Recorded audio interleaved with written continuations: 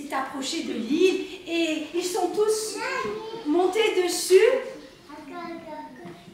Sur l'île, il y avait un arbre.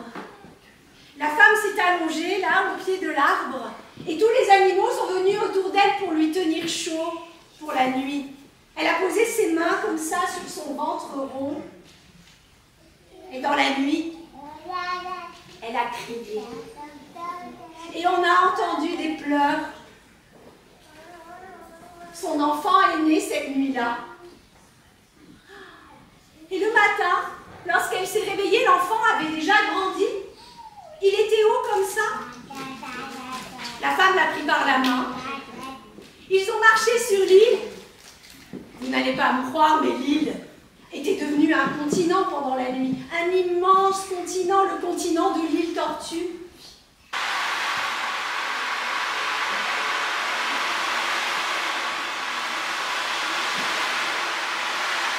Quand l'automne est venu, elle a trouvé le courage une fois de lui parler. Ils étaient là sur leur couche. Et elle lui a dit, Akulo, j'ai besoin de ma peau.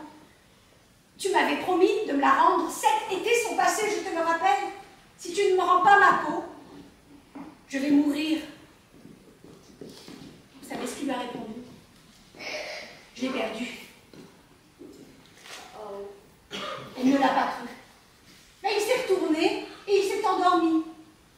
Et elle est restée là, avec les mains croisées comme ça, sur sa poitrine. Elle priait Anakapfalouk, Anakapfalouk. Dans sa tête, elle appelait la grand-mère des animaux, elle demandait de l'aide.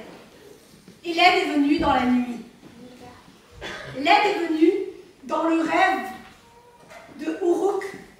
Il a entendu une voix et cette voix lui a dit, sors de l'igloo et va au bord de l'océan. Il a écouté, c'était plus fort que lui. Il a enfilé ses vêtements de fourrure et dans la nuit, il a couru jusqu'au rivage. Quand il est arrivé là-bas, il y avait une tribu de phoques avec un vieux mâle, juste là, avec de longues moustaches. Il a eu un peu peur, surtout dès qu'il est arrivé, le vieux mâle lui a parlé et il comprenait son langage.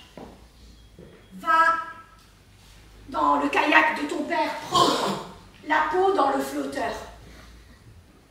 Le kayak était là à l'abandon. Il est revenu, il avait la peau.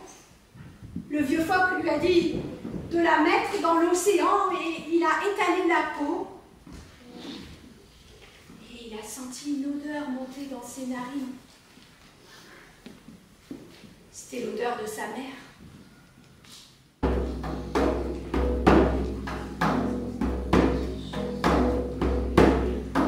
Quand il est arrivé, la marâtre l'attendait.